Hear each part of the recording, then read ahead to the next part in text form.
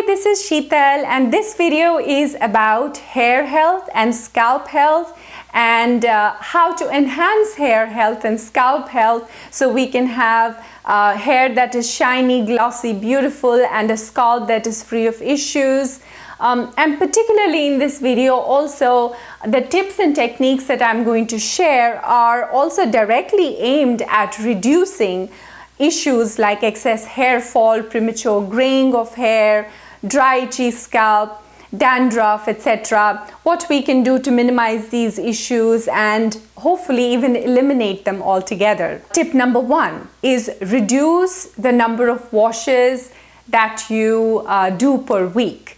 And this one tip has profound implications, and I speak from personal experience and also from experience of hundreds of people that have shared their reviews with me. Reducing the number of washes means reduce exposure to certain salts in the tap water, which now are known not to be probably health promoting at all. Rather, they might be factors that cause issues like accelerated hair fall or premature graying of hair or dull hair or problematic scalp, etc. Other reason why this tip works very well is that it reduces your exposure to certain harsh chemicals in hair care products that cumulatively can wreak havoc when it comes to your hair health and the health of your scalp. They can promote issues like hair fall and premature graying, dull, lifeless, damaged hair, scalp issues, and in worst cases even inflammatory disorders of the scalp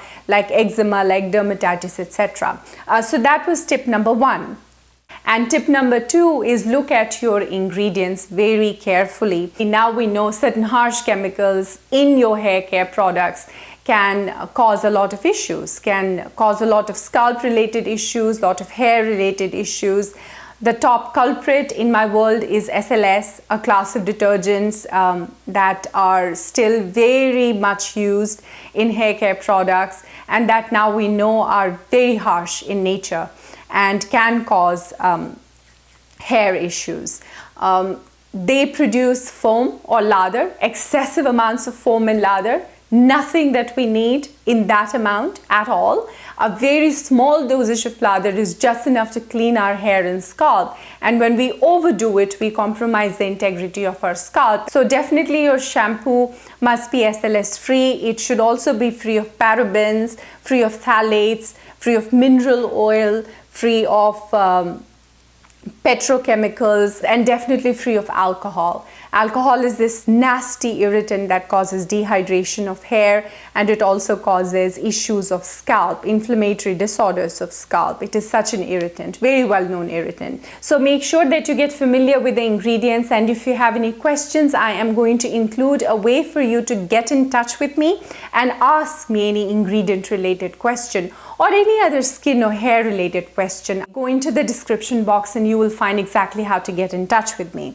So that was tip number 2, getting very familiar with your ingredients.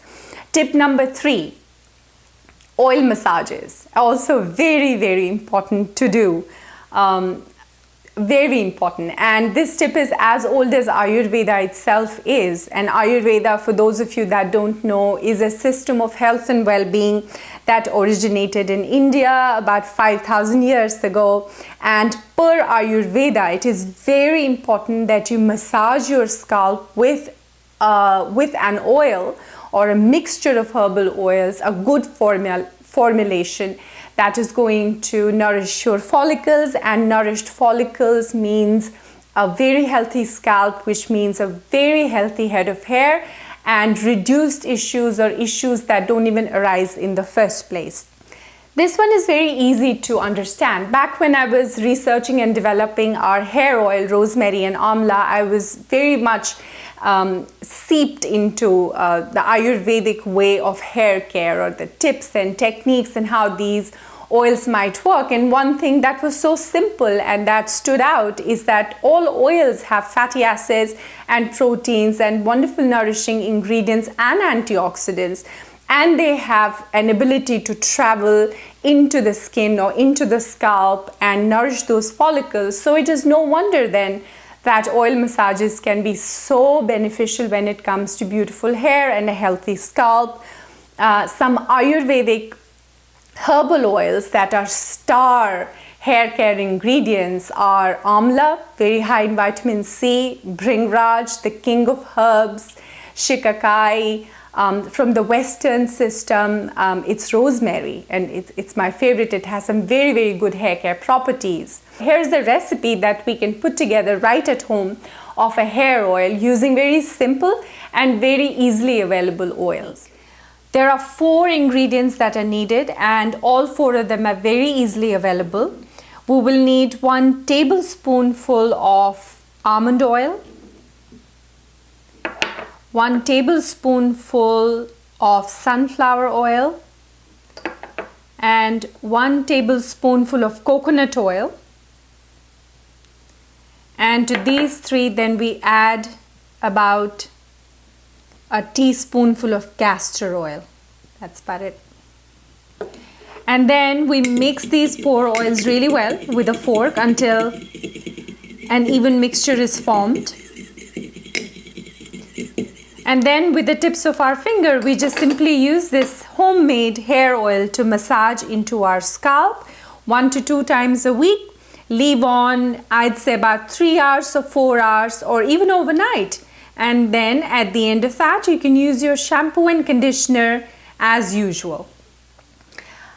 Point number 4, do keep your stress levels under check. I realize, and all of us do, that we live in a world that is very conducive to high stress levels. We all have deadlines, and we seem to be sort of rushing at all times, getting things done, and then we have personal responsibilities. And then if you live in a place like the Silicon Valley here, work is never really done. You're always working. You should be always working. Something needs to be done to keep our stress levels low. And some of the ideas that I can share with you are meditation, let's say, for example, breathing exercises, walking in nature, or simply just plugging out at the end of the day and taking just about 10 to 15 minutes to yourself where you're alone, undisturbed, and just unwinding basically, or perhaps even in a contemplative mood. Clinical studies have linked stress to hair fall, excess amounts of hair fall. So the theory is that when you go through a stressful bout in your life, that can induce a premature resting phase of in the cycle of hair growth, and resting phase is always followed by a falling, shedding phase. So about 4 to 6 months later, then your hair can shed. So if you're ever going through a very drastic amount of hair loss, you might want to think, what happened a few months earlier? Were you going through an unusual amount of stress that might have forced your hair to go into resting phase, and now you're experiencing the hair loss?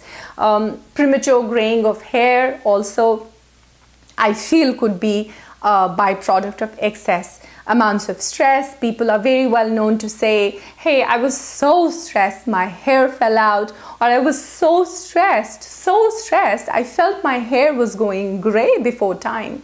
And these are not unfamiliar phrases. We've all heard them before, so there could very well be something to them. So keep your stress levels under check. The last point is to do with nutrition. It's a very important point.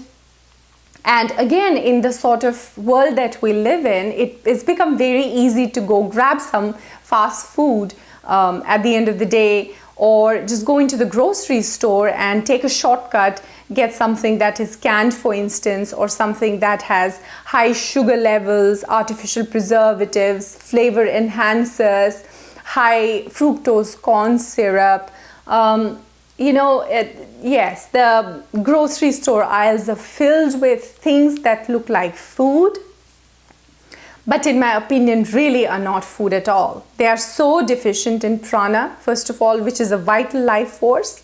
themselves that they will never be able to give us any beneficial or enhance our own prana, which is very important for health, in general, be it the health of your skin and hair or just health in general.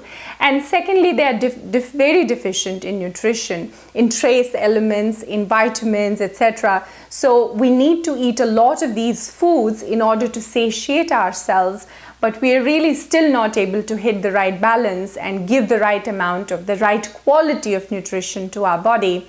And on the other hand, we are consuming so much of this food just to fulfill our basic needs that we are increasing the toxic levels of our body that are coming directly through the food. So make sure that you know what you're eating and that it is vital, it is organic if possible, it is green, and it doesn't have anything that does not need to be in your food. Eating organic is good. Eating fresh is very, very good. So making those changes so that you're not deficient is also one huge tip that's going to have profound implications as far as keeping under check your hair issues and creating an environment where you can grow a very healthy, glossy head of hair and a scalp that is absolutely healthy. So those were my top 5 tips. I hope you like them. I hope you found them useful. And as I said earlier, in the description box, I'm going to include other links that you might be interested in. If you have any ideas or any video that you would like me to do covering any specific skin or hair issue, let me know. Use the comments below and do communicate with me. And up until the next video, take care.